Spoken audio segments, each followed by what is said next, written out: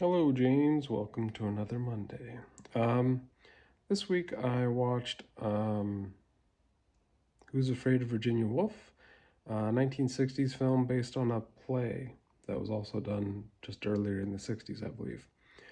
Um, I thought it was, I think it was like just a little over 2 hours, but for a 2 hour film, it like kept a good speed. Very early on, you start kind of getting the tension in like the relationship, and then the other couple comes, and mostly there's um, four locations really. We get like a couple of shots in the very beginning of them leaving the university, like a party, and then we get and then they're at their house, and then they're in a car. I guess they're in the front yard of the house too. I don't know. Do you consider but even the university is like three-ish shots. One of which I think is really good because it and is something that's used later on. Um, where was it going with this? So then most of it happens in their living room or in their house, but a lot of it in the living room and the kitchen. And then I guess there's the bedroom, and then I keep adding these. But it's in their house in the front yard mostly. Another location I call location is like they're in the car, and then they're at like a dance place for a little bit. And so there's four actors, and then there's like two at the dance place, like the person that's serving them and like the owner, I guess. But the dialogue's really good. I thought it was kind of like comedy, but kind of tragic. It was a comedy tragedy, in my opinion.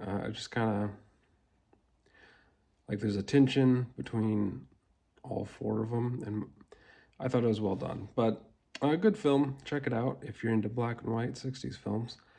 Um, but yeah. Then I watched the latest episode of Widow's Bay, which I enjoyed. Um, Maybe after we watch it, I don't know if it was like my favorite episode. I have to check it out again. But I do like how, so in the previous episode, they get a voicemail, which we hear, which in this one we get to see the person making, like the episodes are overlapping. So it's not just this episode and the next episode's like now we took this taking place after that episode. They're overlapping, and I kind of like that idea. I guess I like overlapping time frames. So that was fun, and there's a few other little things, but the ending I liked.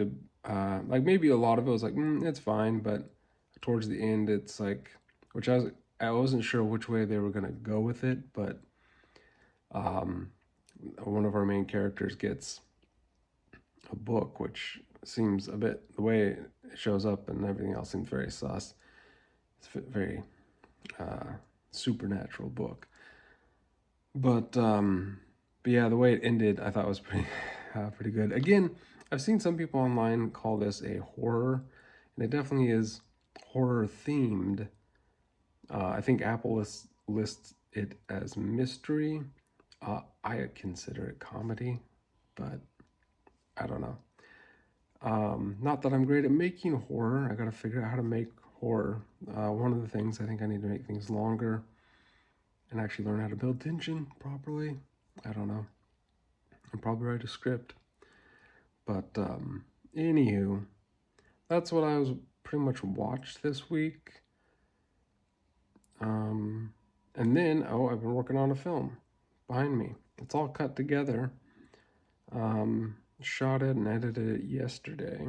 Now I just gotta do the sound and get it out. It's fine. It was fun to shoot. It was fun to test out the small rig light you got me. Loving that. The other small rig light I got, and the small rig tripod I got. Everything's small rig now, apparently. I'm all, so far, I mean, this is the first time I've really used their stuff, but I'm liking it so far. The shot behind me is supposed to look like a flashlight, which I thought turned out pretty well. But the rest of the shots were used, lighting wise, was mostly like the little window, I forget what they call them, little cutouts you put in front of the light. to create shapes, and I did window a lot. But and then our other light I used to try to, I was gonna use they have like little presets like lightning and this, and the lightning one wasn't working. I don't think it's good. So then I used like a strobe. I don't know, something like that. Yeah, it has a few things I like about it. It allowed me to test a few things I wanted to test, but it was fine. It's nothing amazing. And that's what I'm thinking about lately is how do I make better shit?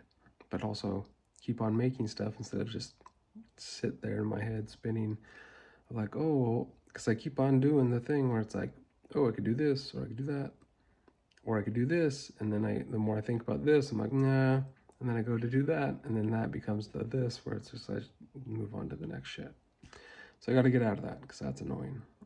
But I also need to do better at studying films or whatever. I need to figure out how to actually build a film, make a film that's like, I don't know, longer than a minute, and which I've done,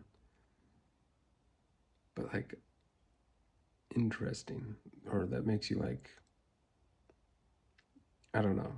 Like I just watched a 2-hour film earlier this week, and it was made in the 60s. The pacing was great. I'm not saying like the 60s were bad for films. I thought there's a lot of good 60s films, but I think people usually assume older film means like slower pacing, but I thought the pacing was actually quite like some of the 2-hour films today I find quite long and boring. But like really early on in Who's Afraid of Virginia Woolf, you start building, like it doesn't take long to start kind of building the tension between the characters, and the movie just moves. It doesn't feel slow, and I don't know. I gotta figure out how to make better movies with better characters that have some kind of interesting vibe or something. I don't know. I'm trying to figure out what I'm doing with all this stuff. But yeah. Anywho, now that I'm sure you're sick of shaky cam because I'm just holding this in my, this is my iPhone, but time to upload this to YouTube. Until next Monday. Ta-ta for now.